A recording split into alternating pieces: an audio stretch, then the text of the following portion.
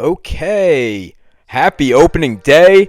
It's the first day of baseball. It's the first day of the Sweet 16. We've got so much to get to. And by the way, I am obsessed with this LeBron Stephen A drama. We'll get to that. This is the Early Game Podcast. Listen to the show in the mornings on your commute, whenever and wherever, so you can be a part of today's sports conversations. Let's go. Okay, so as I said, I am absolutely obsessed with what is going on between LeBron and Stephen A. And the reason why this became relevant again is because LeBron went on Pat McAfee Show and spent about an hour and a half just discussing anything and everything. Now, pause for a second. I found it interesting that LeBron goes on McAfee, but they recorded the show the day before. So clearly LeBron had stipulated that he was only going to come on if it was pre-recorded. He would not go on live. So just to give a little insight into what LeBron was thinking when setting up this interview. And the other fascinating part of this is clearly LeBron and Stephen A have a beef. And Pat McAfee and Stephen A are both on ESPN, so we are seeing, or we did see, an inter-network struggle or problem manifesting on ESPN. Now, I think this is a clear win for ESPN. They are following the age-old algorithm to views. They're following the WFAN script to success. And that is inner arguments, inner feuds, inner beef within the company and within programming. We are part of a day and age where media and sports media is so much dependent on sensationalism, on viral moments, on clicks, on followings. And that is exactly what this is doing. McAfee's smart. Stephen A is smart. They are doing exactly what they need to be doing in this situation. Capitalizing on LeBron James, one of the greatest basketball players of all time, capitalizing on his comments, and making sure that they go viral for what LeBron said and getting themselves involved. And by the way, the other angle to this is that McAfee and Stephen A reportedly also have a beef amongst each other. So that kind of adds to this dynamic, and whether, you can decide for yourself how much of this was manufactured, right? But the perfect vessel, the perfect show for LeBron to go on and air his grievances regarding Stephen A, and frankly anything, was the one particular show which is known to be in conflict with Stephen A. And so now to get to kind of what LeBron said about Stephen A. This is so he goes on. There are again the specific instance that sparked all this was a few weeks ago. LeBron confronts Stephen A. At a Lakers game. He didn't like what Stephen A. had to say about Bronny, and it was a blow up. And Stephen A. at that point took that instance and capitalized it. No issues there. That's what Stephen A. is paid to do. He is paid to create viral moments. That is media and sports media in 2025. You need to get eyeballs and you need sensationalism. Whether or not you like that is a different story. So LeBron goes on and this is what he said about Stephen A.'s response and being upset by what LeBron had said to him on the sideline. And that is, he completely missed the whole point. The whole point. Never would I ever not allow people to talk about the sport and criticize players about what they do. This is your job to criticize, or to be in a position where if a guy's not performing, that's all part of the game. But when you take it and you get personal with it, it's my job to not only protect my damn household, but to protect the players. Look, LeBron is warranted in saying this, but his argument is so far off. Once you so clearly force your team to draft your son above where he deserved to be drafted, you're opening yourself up to criticism about nepotism, about unfair treatment, about a more of a sharper eye on that player, on your son. And so Stephen A's job is to cover that. One, because LeBron is the most popular player in the world, one of the most popular athletes in the world. And so his job is to see that story through. And his job for ESPN is to get eyeballs. His job is not to be sensitive about LeBron. His job, frankly, is not to be sensitive about anybody. His job is to go viral. And talking from experience, when I'm doing this show, what you're trying to do is talk about things that people are interested in. And ideally, you want to give perspective that is interesting to listen to. Now, I think that the best in the business, the best in the sports hot take business, are the ones that are able to be entertaining with how they deliver their opinions, but also make you think a little bit. Hey, this guy has a real point. Not the ones that just take completely horrible stances and are just screaming into a microphone. Fine, we don't need any of those. But what Stephen A is brilliant at, and to all the credit in the world, is that he is able, and there are so few that are able to do this, but he's able to be both entertaining and insightful when he gives his takes. And I think, and kind of what I spoke about WFAN before, but the reason why WFAN was always so prominent and everybody loved it so much was because you had two takeaways. They kept your attention by how entertaining they were with their mannerisms, and their takes were good. You could repeat over their takes to a reasonable person, and that person would consider those arguments that they made to be legitimate. And that's why I think Stephen A is so good at. I think he's kind of the bridge. He has bridged the last generation of sportscasters and TV personalities, sports TV personalities, to this generation. And so what LeBron needs to understand is this is part of the game. Now, LeBron can go and criticize Stephen A all he wants, but to act like this is a personal matter, we're getting into the substance now. To act like this is some sort of personal attack, it's not. LeBron made this not personal the second he forced the Lakers to draft Bronny. It's as simple as that. And so, from LeBron's perspective, I'm not even sure where you go from here. Because you don't gain from this. He's not in a position where any publicity is good publicity. Stephen A completely is in the business of any publicity is good publicity. But what does LeBron care? So I don't really get what LeBron's doing here unless he's really trying to raise the profile of Bronny. But does Bronny need his profile to be raised? So I'm not exactly sure why LeBron would be doing this besides for he is genuinely, personally upset by what Stephen A said.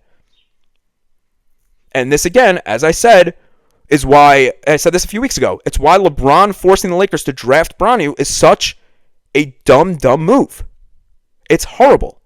It doesn't end well for anybody inside the Lakers organization. And specifically LeBron, specifically for Bronny.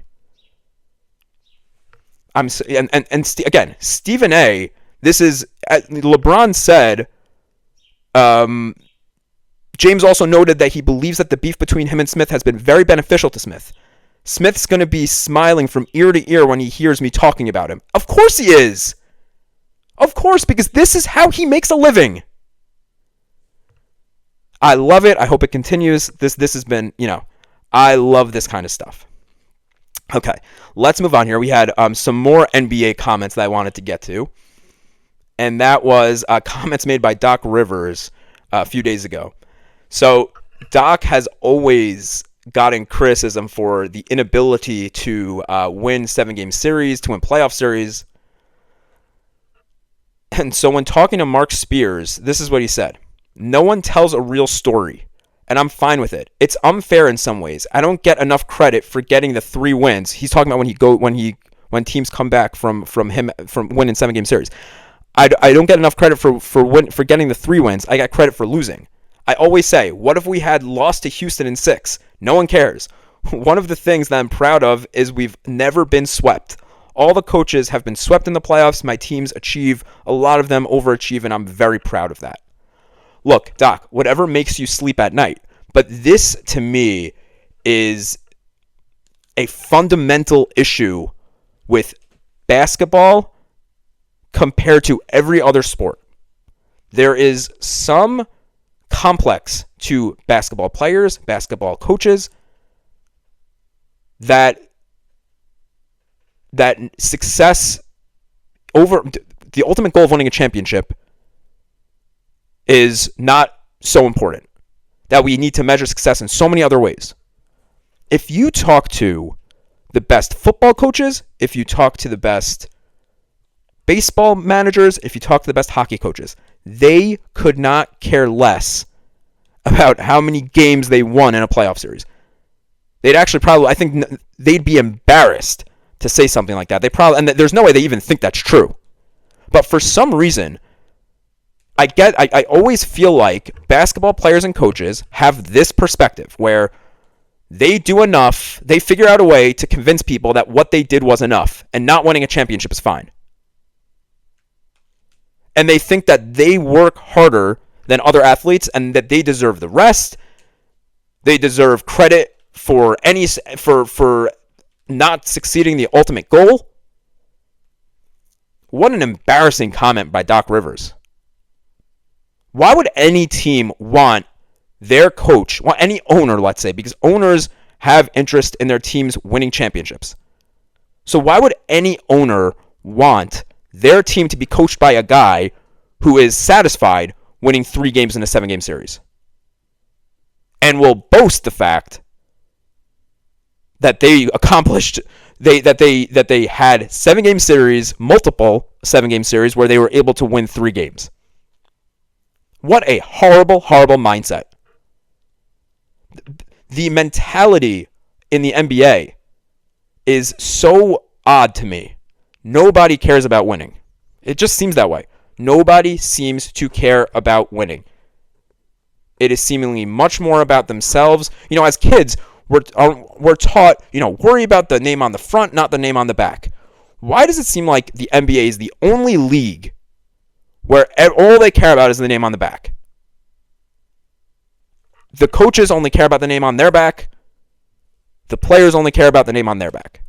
Obviously, coaches don't wear jerseys, so they don't even have a name on their back. And by the way, I'll take this opportunity. Wear a suit. Wear a suit. Let's bring suits back. I think I've mentioned that. Let's bring suits back for head coaches in the NBA. Okay, let's move on here.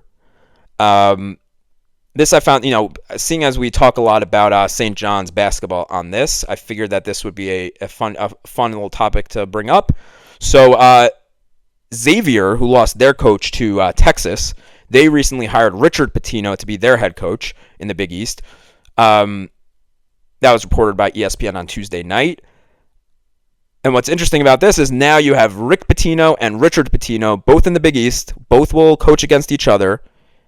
And this should certainly be fun. It should be interesting. But I want to note one thing. There was a documentary, I forgot exactly what it's called. I think Vice TV put it out just on Rick Pitino and St. John's. And there were 2 things that struck me about that documentary. 2 main things as it pertains to Rick and his son Richard. Rick made it clear that he has a succession plan in place. There is an assistant coach on St. John's. I don't have his name.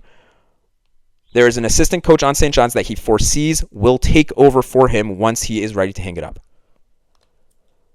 And there's a reason why I like this. There should be Rick Pitino and his personality and the way he runs a team works for St. John's and the kind of program that they are. And so what you would want is a coach that demands excellence the way he does, demands effort the way he does, and is able to be creative the way he is in terms of recruiting, in terms of style of play. We're talking about Rick Pitino, who was the first team to utilize 3-pointers and then also has the 3 teams who shot under 40% from 3 that made actually only his 2 Louisville teams made the Final Four. St. John's did not, obviously. Moral of the story is you have a guy who learned under Rick Pitino, and that's the guy who I would want to be the succession plan. But now that Richard Pitino is in the Big East, when St. John's inevitably when Rick Pitino inevitably retires, there will obviously be a narrative that Richard Pitino should take over for Rick.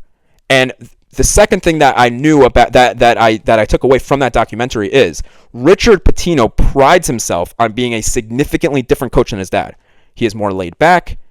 He has a different style of play. He doesn't recruit the same way. St. John's cannot make the mistake, and Rick Pitino cannot make the mistake to endorse Richard Pitino taking over St. John's when Rick's done. They cannot. They need somebody who follows in the footsteps and has a similar style and is as savvy as Rick Pitino is. Okay, and speaking of NCAA, we have the Sweet 16. What a day of sports, am I right? I mean, we got March Madness. We have MLB Opening Day. It is one of those great days in the sporting calendar, and you just like when the Sweet 16 is happening, when baseball starts, you just feel like spring and summer. Like this is the first day of spring and summer. I have a lot of days circled that are like the first day of spring and summer, but this is like one of the main ones that you just associate with nice warm weather. Tonight we have tipping off first BYU, Alabama, then Maryland, Florida, Arizona, Duke, and Arkansas, Texas Tech. It's crazy to me that in the Sweet 16, the highest seed we have is a 10, but here we are. I pointed this out on Twitter yesterday. Part of this I pointed out on Twitter, but I want to elaborate a little bit. There was a comment made that it's crazy how high the NIL numbers have gotten. And my response to that was that I think that we're going to continue seeing a decrease in parity come March Madness, because I think that the way NIL is going to work is the top teams are going to be better and more deep, because they're just simply going to be able to sign players to play for them. And so I think what's interesting now is we get to see a Sweet 16 with very high seeds and what should be great games. And the reason why maybe we're going to be happy with less parity is, yes, the rounds of 64 and 32 are so fun when you have upsets. It makes it so fun. But the trade-off to have a great Sweet 16, Final Four, and championship game might be greater. So let's position ourselves here for the Sweet 16 to possibly embrace the later stages of the NCAA tournament looking like this, and see if it's worth it for less upsets in the first couple rounds for better games in the latter rounds. But should be a good night of ball. And it's exciting. I think a lot. I do think that the parity within the Sweet 16 this year is there. So I think that I could see. I wouldn't be shocked if BYU beats number 2 Alabama. Maryland's playing great ball. And Arkansas obviously is extremely streaky is on a great streak right now. They're very hot, and you always kind of want to ride the hot hand. I might be tempted even to take. I'll tweet out my picks later, but if I have any. But I might be tempted to take Arkansas over Texas Tech, depending on what that's giving me. Okay, let's finish off the show here. I have I want to give award predictions, and I want to give playoff and World Series predictions for baseball. It's freaking opening day, baby. Like, this is... Look, I love football. I love hockey, even though I can't stand the Rangers right now. I love the Knicks. Don't like the NBA, but I love the Knicks. And as much as I just said about all the other 3 sports, baseball just has a special place in my heart. And I'll always feel a little bit different on opening day of the baseball season. I just love it. I was trying to think, who is going to win both leagues MVP, both leagues Cy Young, and both leagues Rookie of the Year. So let's start with the AL MVP and kind of my thought process with that. I think that the easy decision here would be to go Aaron Judge. It's the most obvious equation. The Yankees are depleted a little bit from last season, relatively speaking, right? Giancarlo Stanton injured, Juan Soto's gone, and so the Yankees, who will be a playoff team, will depend on their best player, who is one of the best players in baseball. And so with all that storm, it makes sense for Aaron Judge to win the AL MVP. But I kind of like to think about it. I didn't want to go with the obvious pick here. Because I'm not so sure it's so clear cut that Judge is just going to be able to propel his team. I think the Yankees have so many inefficiencies that it might not be so clear cut that he's able. And I don't have them winning the division either. I have Boston winning the AL East. And so my pick this year is for there to be it's not Bobby Witt, who I think will be great, and I considered Bobby Witt, but I think that we're going to see a Bobby Witt type progression from Gunnar Henderson this season. I think Gunnar Henderson is going to have a breakout year. If he had an 893 OPS last year, so I think that we're going to see a OPS closer to 1,000 this year from him. I think he is going to be fantastic. He was. Don't get me wrong, by the way. He had 37 home runs last year, so let's not pretend like he wasn't great last year. But I think he's going to propel into elite mode this year. 37 home runs is almost like you're in elite mode. But I think that he's going to propel one step further. I think that he's going to lead the Orioles to a playoff spot, and I think he's going to be the reason why the Orioles have success. So I'm going to take Gunnar Henderson to win the American League MVP. In terms of the Cy Young, I know a lot of people are talking about Jacob deGrom, and I'm going to jump on that wagon. I think that we're talking about a player who I think we're catching him at the right time injury-wise. I think he should be good to go for this year. I think he'll figure out a way to stay healthy. He will return, if not as dominant as he once was. I think he'll still be spectacular. I think he's great. He's always been great at adapting to his ability. I think he's going to have a tremendous bounce back year. I think the Rangers are going to have a bounce back year. And I think that deGrom walks away with his third Cy Young award in his career, and he'll have one in each league. In terms of Rookie of the Year for the American League, I think Christian Campbell for the Red Sox. He's gonna have playing time for them. I was looking for a play. My mindset was I'm looking for a player who is going to be on a good team, has an ability to contribute, and has huge upside. And nobody kind of screamed that more to me than Christian Campbell. He's going to play for the Red Sox. He is going to, and I think that team's going to be great, and he'll have protection around him in the lineup. That it's not all going to be on him, and I think that he will be the Rookie of the Year for the American League. Moving on to the National League. So again, this was kind of like the AL MVP, where there were kind of two main people that were in my head, but those were so obvious. So Juan Soto, one of them, and Shohei Ohtani is the other. I really, maybe I'll switch right now off top. I have Kyle Tucker kind of in my head as that. I think I have the Cubs winning the division, and so if I do have that feeling, then I think Kyle Tucker needs to be spectacular, and he needs to be elite, and he needs to be the most valuable player in the National League, and I think he is capable of that, especially going into a contract year. But I am so hesitant to pick against Shohei Ohtani. There's no reason to believe he's not going to do what he normally does in terms of his home runs, in terms of his stolen bases, and everything else that he's able to do from, just from a hitter's perspective, let alone if he's able to come back and pitch effectively for the Dodgers. I'm going to roll with Kyle Tucker, but essentially just because I don't want to do the classic thing of picking Ohtani, who is likely going to win it. But my official pick is going to be Kyle Tucker. And if anything, maybe I'll just say that I'm picking Kyle Tucker. If Shohei wins the MVP, I was wrong. But I certainly think, I'm positive that Kyle Tucker will finish at least top 3 in the MVP voting. There you go. That's at least kind of a way to get into my mind and my mindset. In terms of Rookie of the Year, I'll go with the obvious one on this one. I think Roki Sasaki is spectacular. I think he will be spectacular. As long as he doesn't get injured, I think that he which is like I chose Yamamoto last year and he got hurt. So hopefully I don't get bitten the same way this year with Sasaki. But he's just so good. He's going to be so good. I'm excited to see him. As much as I'm sad that the Mets couldn't land him, I'm very excited to see him pitch. Finally, Cy Young. It's going to be Paul Skeens. I like to go with the good, young, hard-throwing pitchers again, as long as he doesn't get hurt.